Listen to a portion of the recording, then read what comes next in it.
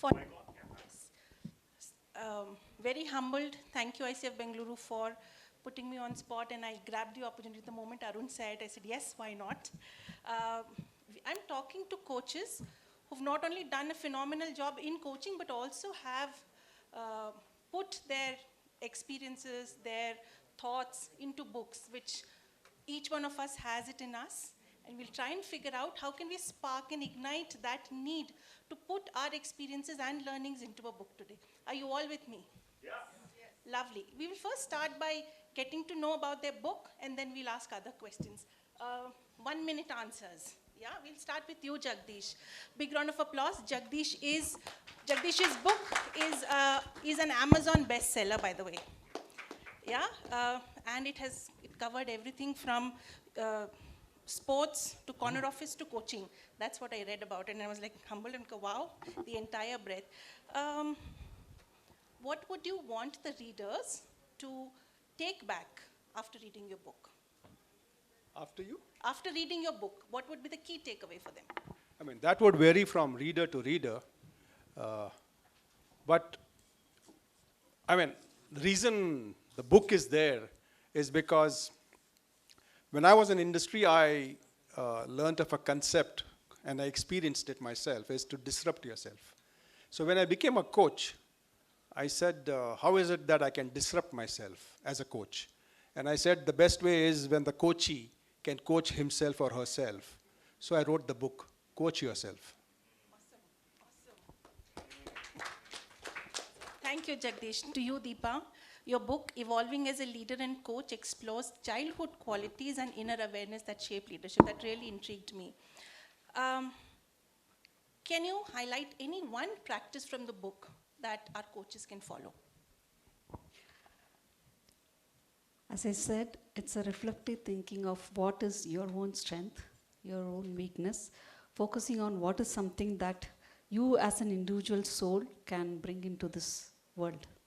And that's one thing I guess anybody can take away from my book, with the reflective questions that is there in that book, and along with the process of evolving as a leader for themselves and helping others also. You know why you need to get Deepa's book. Mike, next question to you. The Leader's Mirror, in fact, when I was going through the list, that name really intrigued me, has 5 different assessments. If I were to ask you to pick one assessment that everyone here should take, and why, what would your answer be? Thank you very much. Glad to be part of this panel.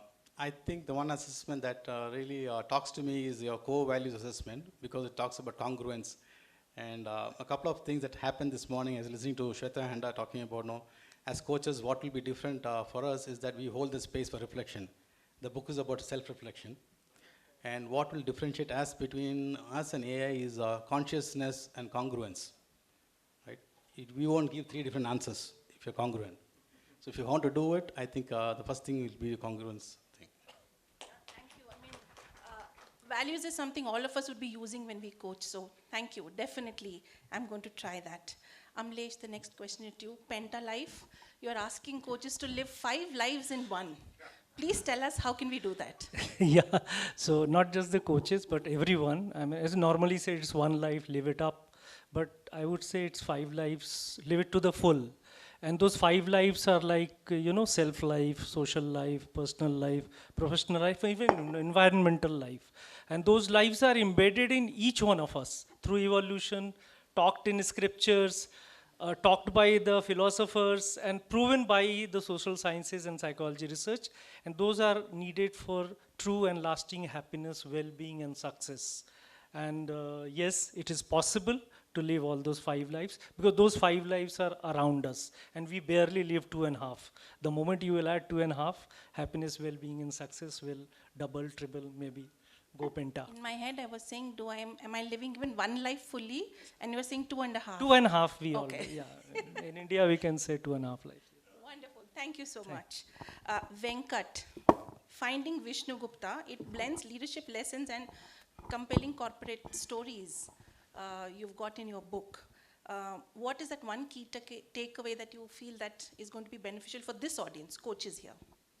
I think it's all the leadership lessons that I've learned personally from many leaders, leadership authors, and evolved thinkers that I would like them to take away. All of them, actually. All of them. Or mostly all of them, yeah, because It's it's like nothing. asking you which child of yours is the favorite. So all of them are favorite.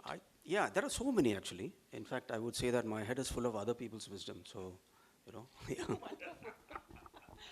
Krishna, coming to you, Coachness, your series, yeah, it is for coaches, it is also for coaches. What else can people look for in your books? First, a coach is a coachee. Thank you. Then they become a coach. So when I was doing my coaching education, in fact, I floated International Coaching Foundation. Okay. So unless we are a coachee and we understand the pangs of a coachee, we may have great skill sets, we have knowledge of coaching, we might have done every certification possible. But if you can't enable someone who is ready to pay you money, right, then there's no point, we are winking in the dark, right? So that was the primary reason. And the seed was in 𝗨ஹ𝗹𝗶𝗁𝗏 when I was 26, I wrote that book. And there is a dialogue happening. Later I realized that is you are getting the knowledge from you, nobody is giving you the knowledge, right? And Coachness is a set of 10 posts which I wrote in LinkedIn. And first 4 were for coaches, and the next for coaches. Then I said, you swap that word also, you will get the work. And the third one is Whispers of Kamala, wherein we have this wisdom of 10 goddesses in India, and Kamalatmika is the last there, and where only grace works. And this is a profession where we understand that we are being utilized as a medium for some great job which is being done, and we are so happy to ask questions to others, so why not we do question to ourselves? So every day for our Indic Wisdom batch, we sent 1 question, and those 21 questions are there. You asked me 1 line, I spoke a paragraph. That's why you gave me the mic in the last, I think. Thank you. Thank you. So, if you've noticed, we've had Krishna who started his book when he was 26. We've had people who had the ideas about writing the book through their corporate journeys, people who've written book in their coaching journeys, people who've just written book based on their experiences. So you know that the ability to write is there, maybe even before 26, you just got to it at 26. So now I'm going to get to a set of questions that will probably help. Sorry, just 1 minute. Can you please also share your own? My book? Yes, All right. yes. We would want you to share about yours as well. Absolutely. My book is called as 𝗵𝗵𝗽𝗶𝗃. It is a celebration of Indian women entrepreneurs. It's their journey of leaving corporates, becoming an entrepreneur, being a homemaker throughout their life, becoming an entrepreneur, following their passion into becoming an entrepreneur, or fighting the entire world to becoming an entrepreneur. It's a must read for every woman. I had not read the other women's stories in the book, but when I did, it was so phenomenal that I'm doing a series of podcasts on all of them. So, thank you. Thank you. I have one question before you have, so that I'll start with you and you can ask. What challenges did you face during the writing process, and how did you overcome them? 2 challenges. The first one is getting started. I would sit every Saturday. I had a time block. My publisher told me you have to write every Saturday, once every week. So I sat with a blank screen, would scribble a line or 2, will delete it by the end of the hour was over. What I realized in one such panel is that I'm better at speaking than writing. So I used to dictate to Microsoft Word and edit it. That worked easier. And that became my second challenge, because others had formally written the stories, and my editor would say, Shanti, your story is very conversational. Others have written it very formally, please edit. I stood my ground. I said, I won't. That is my tone. And hence, they had to put my story up first. Thank you. Great, great. Thank you. So that it doesn't break the flow in the other stories. Wonderful. We'll start with Amlesh. What inspired you to capture the Pentalife framework into a book? You know, what happens when we get going with our life, we are building our life and career. Over a period of time, we acquire experience, expertise, knowledge, and even wisdom. Some of us are able to do that, possibly I also. So But then you reach a point where you need to, start thinking in terms of leaving a legacy. And that's where the book comes. There are many ways, but then giving it in the form of a book, possibly one of the better ways, I would say. And I have been a very ardent student of life as a subject. I come from hardcore sales and marketing background.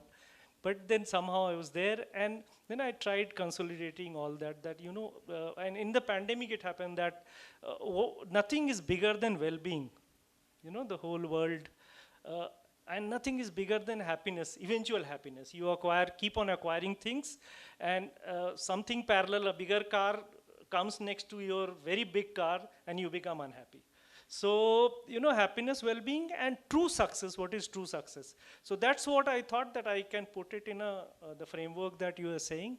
That I could see 5 clear dimensions of life, and very much achievable. You don't have to make a lot of effort, and that's how the Penta life is truly living up to that. You can live 5 lives in this one life, and that's how the whole thing took shape. And one after another, all 5 lives I have explained in terms of why, what, and how. Wonderful. Hang on to the mic so that I can introduce some mic moves. Yeah. Mic moves. Hold on. If you were to give a recommendation to our audience in terms of how can they find what to write on, what would you say? Whatever you are the most passionate about, I know. At that point in time, the idea is to get going. Shanti was saying how to start, how to begin. And beginning has magic in it. The whole thing start converging if you get going. So choose a topic which you are passionate about. It can be a story, you don't know. You may have some story inside you which is waiting to come out. It can be a particular topic within your professional realm. Or it can be any subject which you really feel very closely about. This is my sense of contribution will overflow if I start writing. And then you can get going. Wonderful, thank you. Deepa, I'll hand over the mic to you next. 2 questions to you. What was your biggest motivation, and what would you recommend the audience how to find their motivation? Thank you. Thank you for actually staying awake in this post-lunch session. And thank you for choosing to stay here.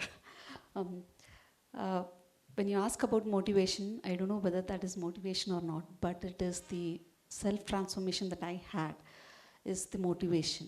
And more than the self-transformation that I had, it is the personal challenges that I had been going through at that point in time when I wrote this book in 2023. And that challenge was so heavy that I had to put in all that I learned in the coaching in practice every day, every minute, every second. For me to live as a coach, that was a testing that was happening. And I understood this is a process that has been, I'm put across for me to evolve as a coach. And I thought, okay, why not I distract myself from all the personal challenges that's happening and take my own time every day. You said you were writing every Saturday, right? I wrote every day. Every day I sat 2 hours for myself to take me away from all the other things and stay positive and reflect on the process that's happening or that's being tested on me, and reflect on those questions that's coming up for me and how I can overcome that. And that process helped me to even the same time period when I was talking about is when I got my MCC credentials also. So this entire journey till my MCC was tested during this period of when I was writing the book. In fact, I wrote that within a year and it got published in the same year itself.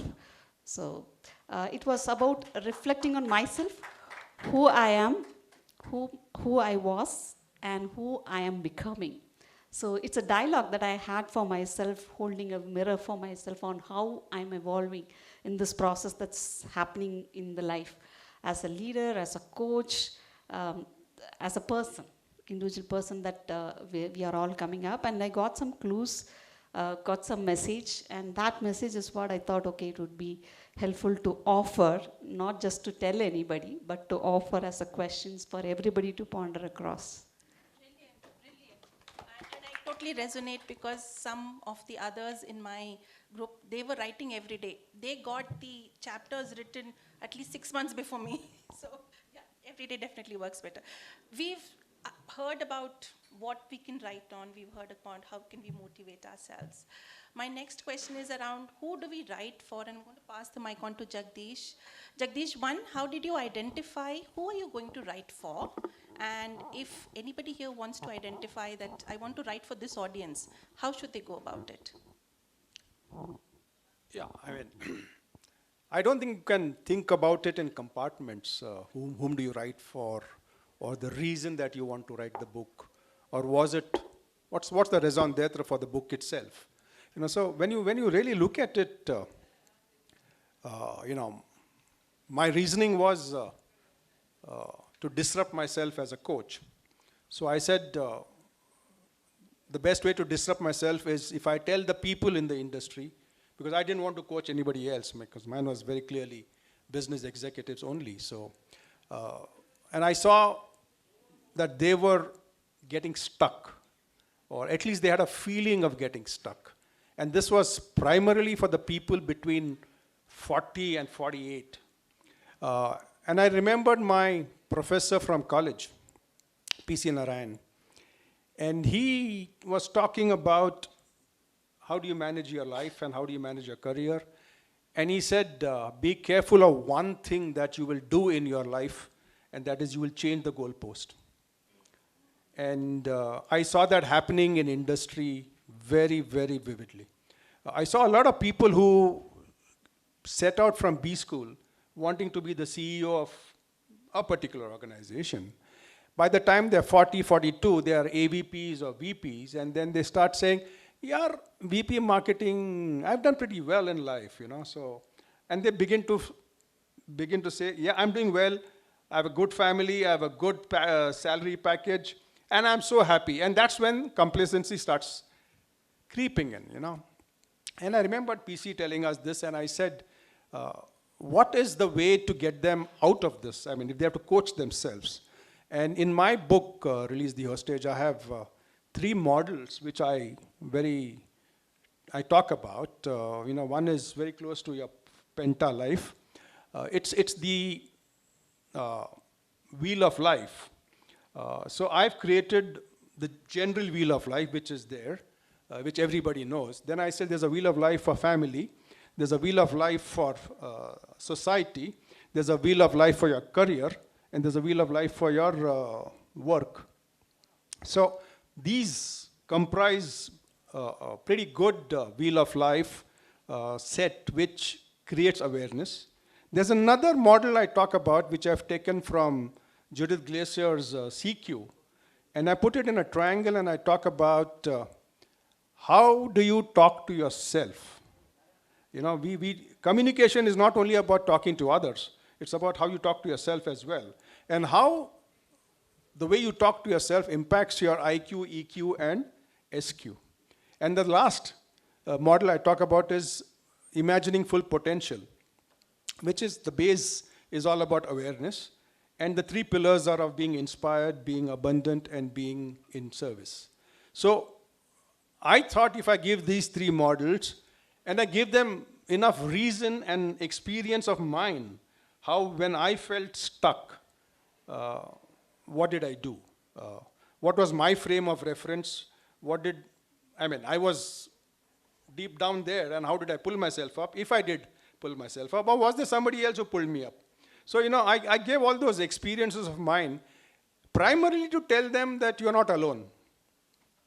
What you are feeling right now is what most of us feel in the industry. So you're not alone. You know, there are 80% of us like you. But the 20% who reach the top are the ones who are doing something different. And what is that difference? Perhaps this book will tell you. So my book is actually for those executives who feel stuck, and therefore the name is Release the Hostage, because you're holding yourself hostage. But then after the book was released, I realized that it's not only these executives who are stuck or who feel stuck, but it is for people who become CEOs but have that self-doubt. people who are also CEOs, who have been there a CEO for the last 5 years, and they say, how can I become more efficient? And there are youngsters who say, oh, I want to be a CEO, maybe the book will help me. So somehow, the book has gone across a lot of people, but it was positioned for, the people who feel stuck. So, I can't say that I wrote it only for them, but perhaps that picture was in my mind when I thought about the issues that they go through. And having coached at that time, I had coached for about 10 years. So it had some experiences of coaching which brought some reflections into it. I hope I've answered your question. Yes, if I were to summarize what you said, what you will write and how to go about it and your motivations and your experiences will itself find its audience when you're writing the book. Yeah, thank you. But when you start, you have to have some idea. You have to have some idea. I just want to add my own experience. I wrote for an audience of one. If there is a person who's willing to read what you want to write, and you can identify the person and put a persona around it. So if you can find many ones, if you first identify one, and if you think that's a homogeneous group of many ones, then you have an audience. So I had 2 ones, one is a primary one and a secondary one. So that's what, if you could write to an audience of one person, if one person is willing to put the money and buy it, then you have an audience. And if that one can be multiplied into 100, 1,000,000, 1,000, or 10,000, that's the size of your audience. So if you have a thought, an idea, an experience that you think even one person will want to read, write. Get your book published. Next time that panel should be yours. Wonderful. Coming to you, Krishna. You picked up the topic of coaching, such a vast canvas. How did you narrow your focus? What do you want to talk on? I'm actually thinking much different. I write for myself. I write for my clarity. And whoever connects, they connect with it. Because I don't know myself. So I feel I cannot know anybody. So whenever I wanted some clarity, for example, this entire coachness book happened, people kept forwarding good morning messages, quotable quotes. If you see that, I picked up the 10 quotes which inspired me. I said today, every day I write, every day I write. I think I'm writing for more than 30 years now. Every day morning I write. So after my sadhana, I write. If I don't have a session, I write. But somehow, if you see, my post will be before 8 o'clock, every day it will be there. I don't bother who reads it, who doesn't read it, because even in the stage, 4 of you came to me because of what you read about what I write. So we don't know who is the audience. That is my humble way to look at it. Like we cannot determine which movie will become a hit, which reel will become viral. So writing, we have to. I'll tell you a simple example. In Corona, we were all writing, many people came into LinkedIn, right? World Bicycle Day was there. I approached 40 people in LinkedIn who I never know. I told them in 24 hours we are publishing a book. We did it. And if you go to my website, there are 10 books which I have not listed here. The problem with becoming an author is you want to become a bestseller. We are not focused on the process, but in coaching and in life we say focus on the process. So the problem is removing that. I am a bestseller. Everybody should read. Why everybody should read? If you can't read, why? How will people read? Correct? So the entire thing is write for clarity, in my point of view. And World Bicycle Day, there's a book is there. Then suddenly the thought came, okay, let it be the original handle. Because everybody's LinkedIn handle is original, right? So it comes. And we can't have the entire picture and start. How can we see morning?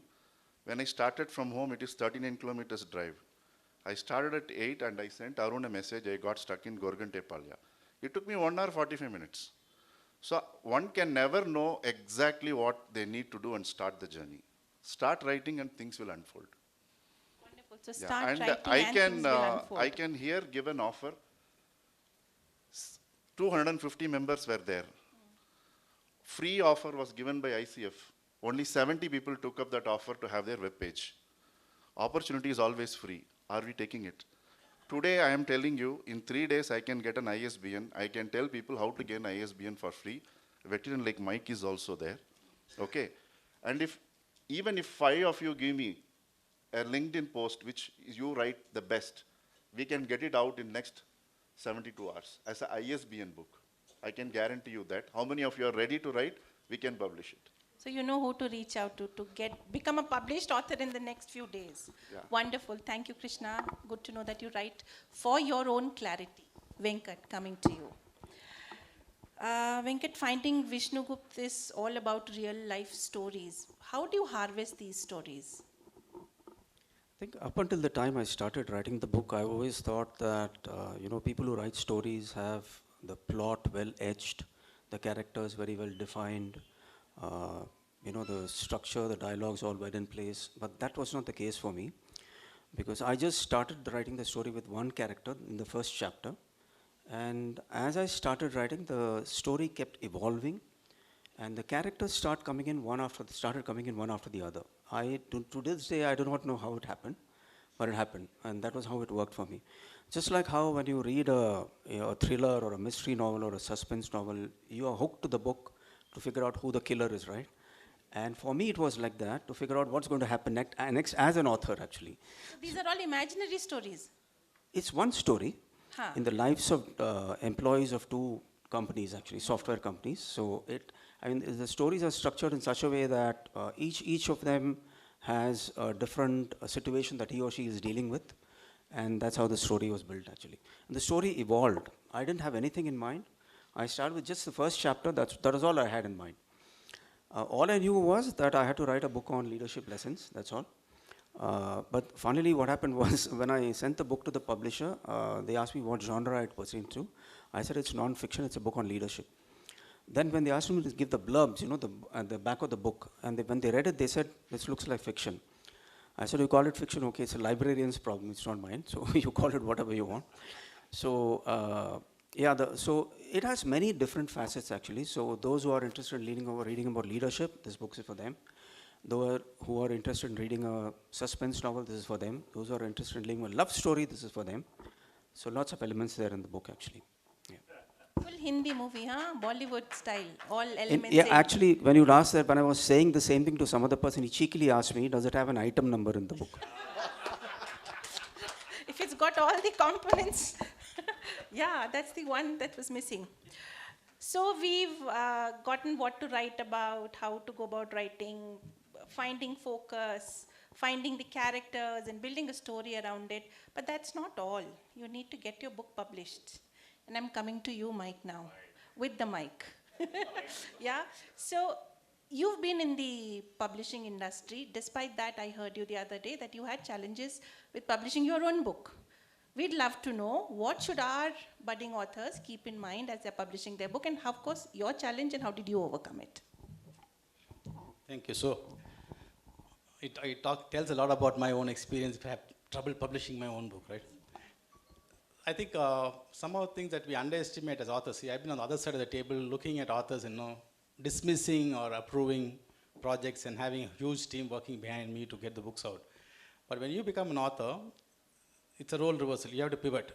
So the first thing I think we need to, from my learning experience now, is that you write relentlessly.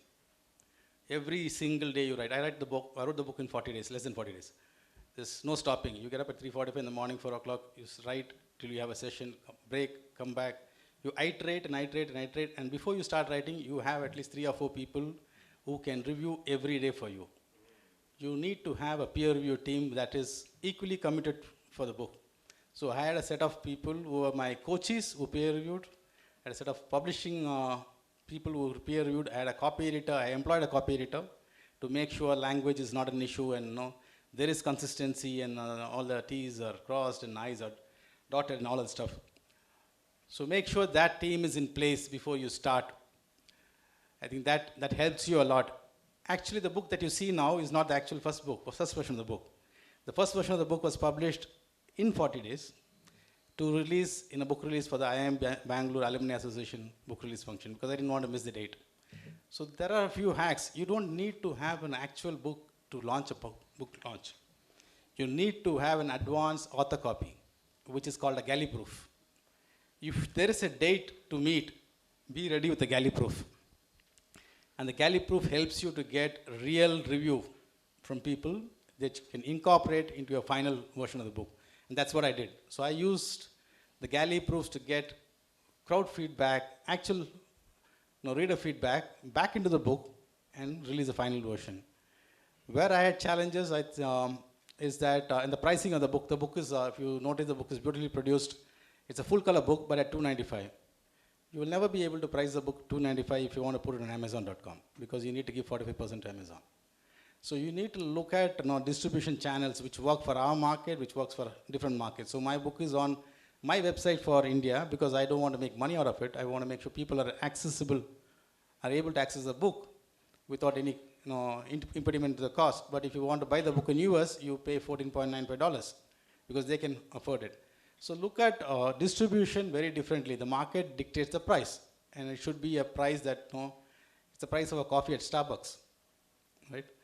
We want to make the book accessible. So because I thought people were hesitant to go into coaching. This is what we heard, right? Like mutual fund. But what if you could do coaching in your own safe environment and know where you are in your journey? That's the first starting point for self-reflection. So that's one thing. And finally, if you want to do a good publishing, you need to have your production team in place. So I work like a movie production team. I don't have anybody who's an employee. Everybody comes on a project. So I have my team based on Delhi who works on it. So we have issues with printers who take the purchase order and then not deliver. So we kill the project there and go to a different printer. And finally it got printed. So the thing to see is, for learning for me is make sure your project team is as committed as you are, and they will rally behind you and do everything to get the book out. Because you want the product to be what we call in publishing as publish-worthy, right? Today you can't get anything published because you have people like Notion Press, others who can do a good job. But is it really publish-worthy? Will somebody like Jagdish Sheth or 𝗨HI𝘄𝗿𝗄𝗏 write the forward? Because I sent the book to Rishi, and Rishi said, you should send the entire book for me to write a forward. Let me see the book. So Rishi is the ex-IMB director. Then I sent the entire book to him in PDF. It is not even published, so he wrote the forward. Similar things I wrote for Jagdish. So find people who can write the blurb for you. There's no point in us writing the blurb. If others say the book is good, right, it makes a lot of value for the book. So that's my learnings from. Thank you so much. This panel discussion would not be over without answering any of the questions that you might have. What questions with regards to becoming the next published author do you have?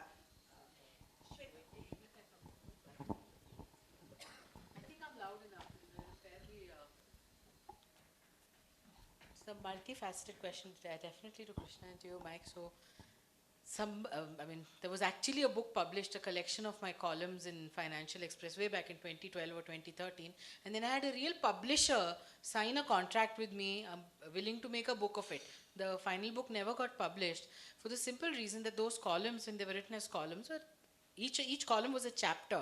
And I had blurbs also.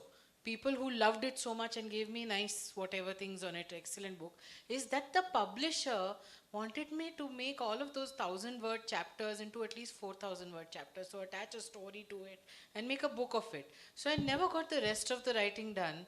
And my problem till today is, if I can write whatever most useful thing I want to write on a topic in 4,000 or 5,000 words, how do I write a 50,000?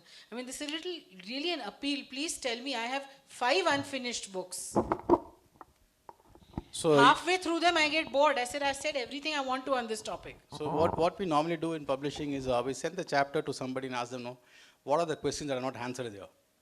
So you send a chapter to 4 people, ask them, what are the questions that you don't find answers here? So in my book, I sent the book out and I had reviewers saying, you have not answered these things. I am looking for these things. You just have to answer it. It's a question and answer session. Thank you. Where were you all my life? Very much here.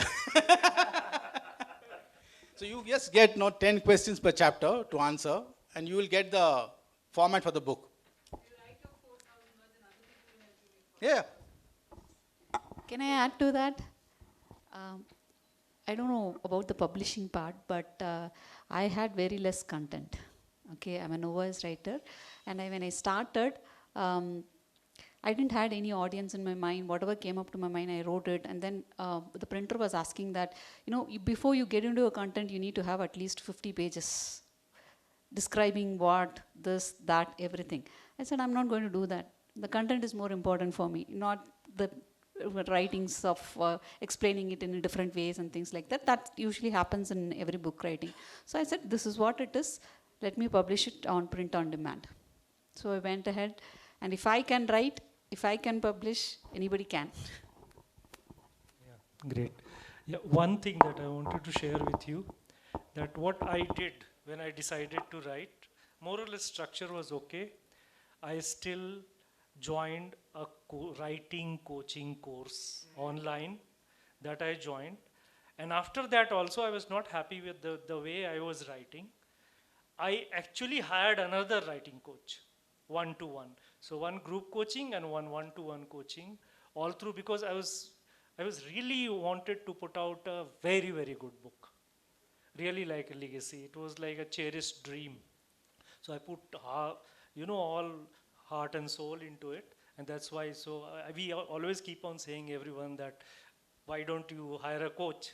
So why don't we hire a coach? Brilliant. Every coach needs a coach. Any other comments? Yeah, just to add to what she's saying. See, most of the published authors cannot write.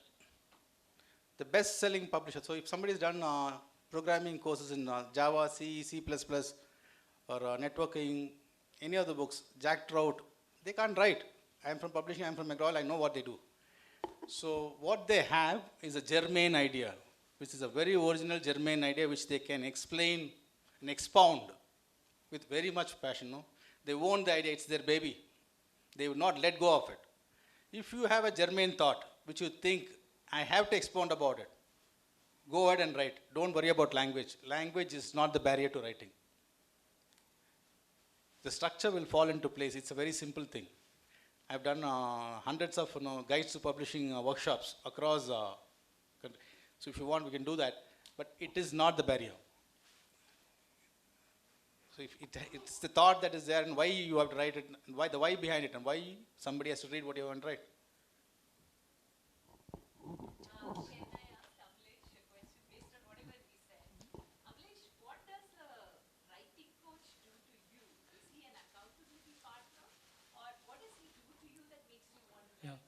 So in the group coaching session that I have had, it helped me structure the whole book very well. And it gave me the technical aspects right up to publishing and, going right up to marketing. From A to Z, everything about the technicalities and the grammar of book writing, everything. The other person whom I had, I came to know about him that he has written a script and he does ghost writing for some of the celebrities. He has that fiction, somewhere between fiction and non-fiction. He can turn a non-fiction into a story form as well. And hence I got in touch with him. I just asked him, help me write in a better way, so that when people read even a non-fiction, they get a feel of their story. And that's what I did. So both, interventions I took were having two different objectives. Yeah. Thank you.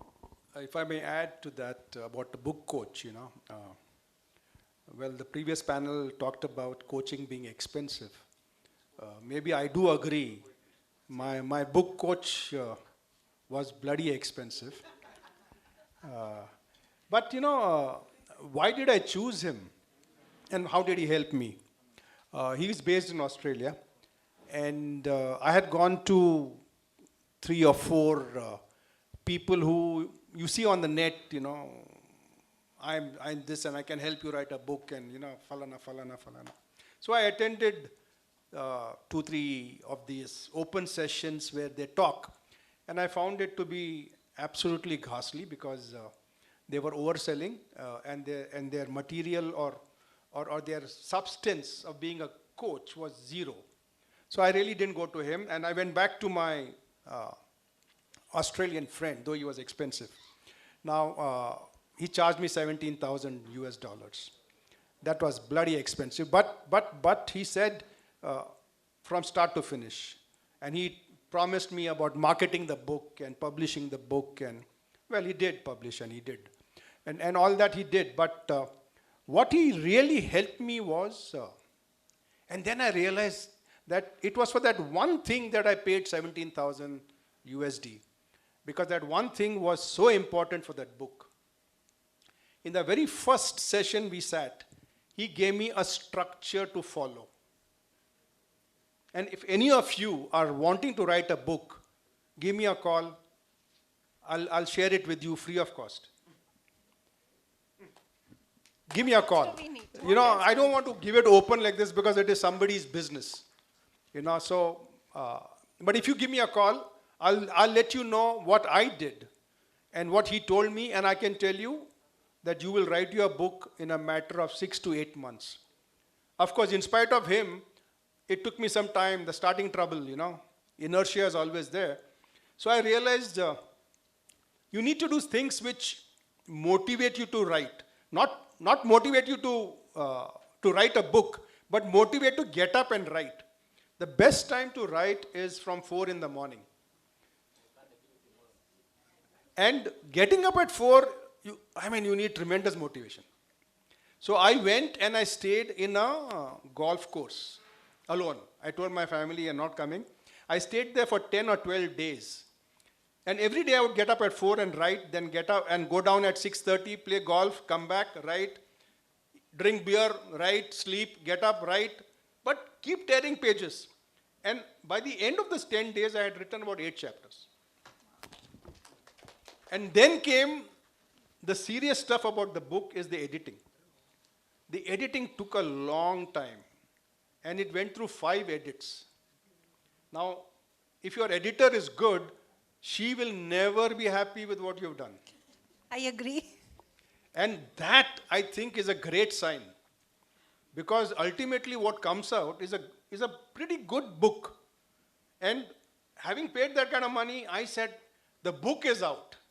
And it was worth the money I paid. My 2 bits. Yeah.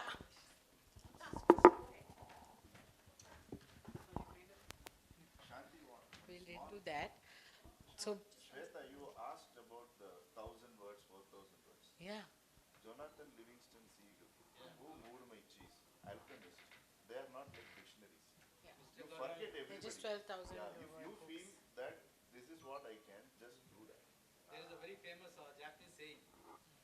But publishers normally don't want to publish books that are that. If you go to publishers, Mike will tell you, the book will say 1,000 rupees, you will get 20 rupees. That I know. That is why we are doing on our own. Yeah, this is a very simple thing. This is the saying you should believe, you should know when you're writing a book. I didn't have the time to write a short letter, so I wrote a long letter. I didn't have the time to write a short letter, so I wrote a long letter. The greatest writers believe in brevity. You should be able to say something in 50 words which doesn't require 500 words. If you're done in 500 words, it really means you're not respected the intellect of the reader and you're not put your time in. Right? Please tell some of the publisher, almost all of them like, ma'am, just add 1,000 words more to all the chapters. Yeah. No, that's because people don't know what they're doing. It's called verbosity. They want to sell paper, not content. Not content. Right? So what Krishna has done, I've done the same thing. I've started my own imprint called 𝗨𝗹𝗪𝗁 Media, which is going to publish exclusively only on coaching and leadership. It's not going to be, what we do is going to do long tail publishing, not sell 10,000 copies, nothing. If you have a German thought, which you think is going to be bought by 200 people, good enough. But you publish and hold that. So there's a lot of nuances to publishing. You sell your, once you publish with a great publisher, no big publisher, you sell your copyright. You don't have rights over it. Okay? So there's a lot of legal details which go into it. No, there's no time for it, but you can avoid a lot of stuff.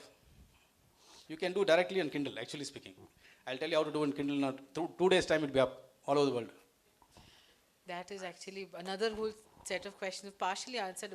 The next question I was going to ask you was related to that only. How do you handle some of those? Okay, so the trouble with me is I actually started my career as a writer and editor. So I write decently, and after you've finished your work, when the publishers, editors start off with you and start killing your book with how many times you should and on a page and how many spaces you should have in a sentence, I kind of lose my whole motivation for my book. So any tips on how to handle those very theoretical editors? You should take a picture of the editor, frame it and put it in your house. That's how you should handle editor. Okay. Imagine that they are in front of me while I'm writing. No, I'm serious. Please understand, the editor's only job is to make you look good. Okay, so if they're saying I shouldn't use and more than once in a whole chapter, if I they have to talk believe about them. an Oxford comma, they talk about an M dash, just do it. Okay. No, some They of have them start said it. rewriting your words and change the complete You meaning need of to it. I find don't good know. editors. Yeah. And there are Not plenty the of them. publishers' editors, so some of them are. Yeah, most of the great editors are freelancers. Yes. They don't work for any publisher. They don't work for a publisher. So I can introduce you to some very good editors. Great stuff they do, and they're very much in demand. Not expensive. Not very expensive at all. Excellent job. So for me, the editor is like God. If my editor tells me, Mike, change this, there's no pushback from me. Normally, editors will ask you, why did you put this? Tell me the context. And if that doesn't sit well, they'll ask you to change. Perfect. Please introduce me to an editor who's like God, but who doesn't think they are God. That's when the trouble starts. No, there are very good people and very humble people. As the lady who did my editing is one of the best editors in the country called Minnie Narayanan. She's out of Delhi. Very cost effective. Minnie does fantastic job. Okay. I can reel out names if you want.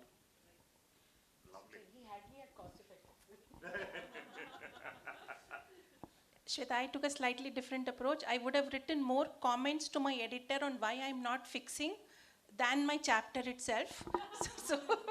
But it was worth it. There was lots of clarity that I got where I did also change. My only problem was changing it into a very formal tone, which I didn't want. I wanted it like a conversation with the audience. That I had to say that, no, that tone I'm not going to change, rest of it I will. So then she had to arrange it from informal to a very formal tone. She had to arrange the chapters in a way that did not feel awkward in the book. So be prepared to respond to your editor a lot. Works well. With that, Normally the editor would have a call with you. Shweta, normally the editor would have a call, understand about the book before the editing starts. You will have a 1 hour call talking about the book, what the book is about, where you're going to pitch it, what kind of audience. From the way you speak, they'll understand your conversational tone, right? And how you are going to project yourself in the book. It's you in the book, it's not the editor. The editor's job is to be as versatile as possible to represent you in the book, not to put themselves in the book. They're not the author. Yeah. Yeah, just to add on, like the moment the client or the reader reads it, they should feel like, I don't feel like reading a book, I felt like having a conversation with you.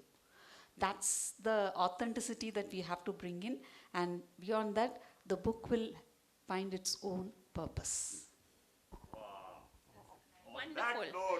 Now I can't close it. She's already closed it. A huge round of applause to the amazing authors and panel. Thank you so much. Thank you. Yes. Thank you so much for this treasure trove of information and inspiration for us to write our own books. I